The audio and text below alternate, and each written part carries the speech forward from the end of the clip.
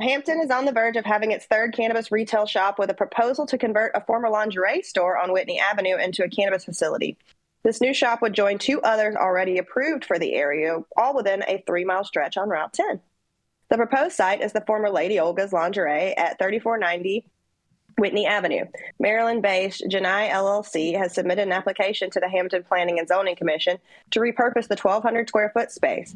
The shop would be situated in the Westwoods Corner Shopping Plaza, which also houses popular retailers like Talbot's and M&T Bank. Johnny believes that this location aligns well with Hamden zoning regulations and offers easy access for both customers and employees.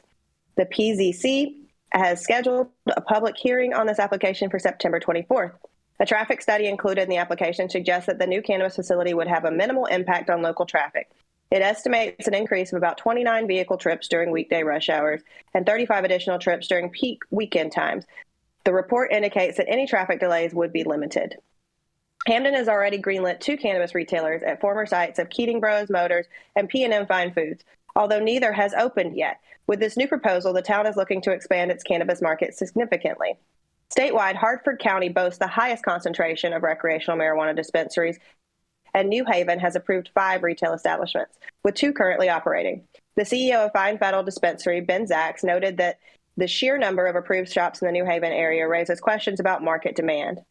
Zacks commented, "The real question is, can you make the business models make sense? It's really expensive to operate and the tax structure is challenging." He emphasized the importance of targeting areas without existing competition, suggesting that the saturation could lead to struggles for some retailers. As the cannabis retail market evolves in Connecticut, potential investors are reassessing their strategies. Zacks pointed out that many now view the industry as requiring significant investment and hard work, leading some to reconsider their plans. They see a ton of hard work and a lot of capital investment necessary, he noted, which may deter new entrants into an already competitive landscape. Ultimately, while Hampton's proposed cannabis shop could provide additional access for consumers, the long-term viability of multiple retailers in close proximity remains uncertain. As the public hearing approaches, the town will weigh both community feedback and market dynamics in its decision-making process. So when I picked this story this morning, Jason said, "Is this a good story?" And I think it is, and I'll tell you why. So in different markets, we've seen things, and I wish Soham was here today. I wish Saman was here today, because Colorado used to have what was called the Green Mile on Broadway in Denver. And you could go here across the street, ping pong all day, and hit probably 6 to 10 cannabis retailers. Now, most of those were actually doing pretty well, but that was back in the days where we would have all these crazy signs with ridiculous deals because.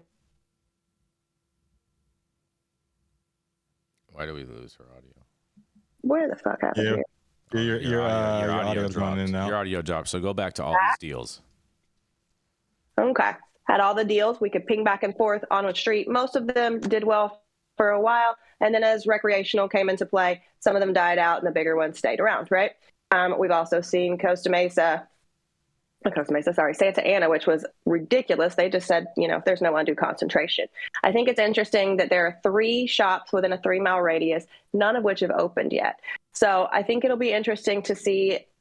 First of all, we've already got owners complaining that, hey, this is too saturated. I can't compete with this. Jason, Oz was right across the street, very close to LAPCG, very close to Zen, very close to a lot of dispensaries. And it's been there forever, right? So it's pretty close. There's a pretty good amount. I say now there's ones that are close, but not then. LAPCG's been there. Correct. Zen's been there. I don't think that's close, and I don't think Zen is close either.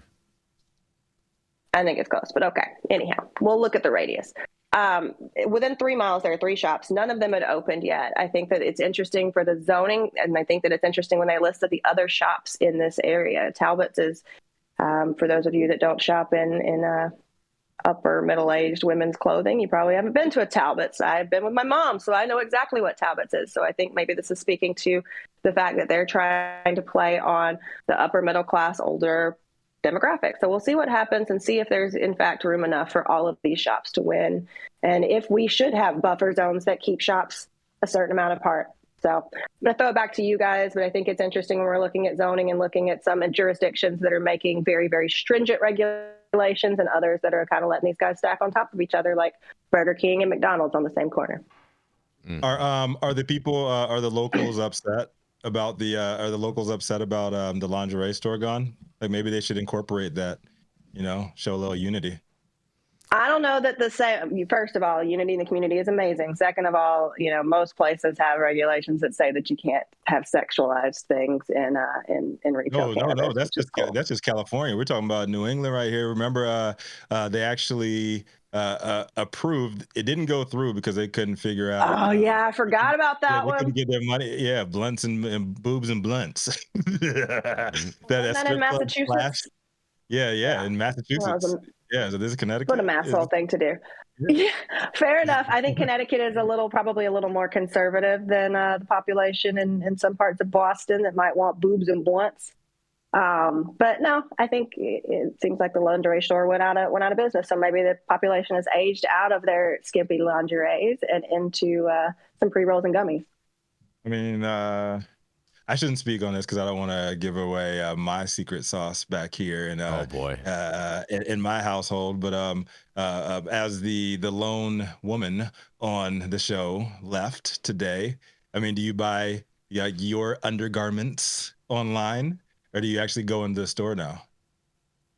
Is Victoria's Secret still a thing? I haven't been to a mall in a long ass time. Oh, well, Victoria's Secret still exists. I haven't shopped at Victoria's Secret since I was in college. Honey Burdette is way better. But, I mean, it's a combination. Like, honestly, you can have your underwears. You can have a personal stylist for your underwears, and they'll ship you a box once a month with freshies. So I thought you have a personal stylist for your underwear? Yeah, I thought you were going to say you're going to have your underwears and eat them, too. Well, I thought you were about to make an edible when you said your secret sauce. I was like, Rico's doing an edible. La crema. Not a bad idea, right? Guys. I'm just saying, 10 milligrams. Wait, no, listen. It's going to go off the rails. Exactly. It's not, but it would be effective. I'll pitch that to Hello again. Oh boy! Yeah, I'm trying to be an upstanding citizen today. Yeah. Rachelle left. I'm trying to honor her presence. Yeah, exactly. I'm not falling. Thanks for asking about my underwear. I'm not falling into the trap today. We're gonna go to a commercial. We're gonna be right back.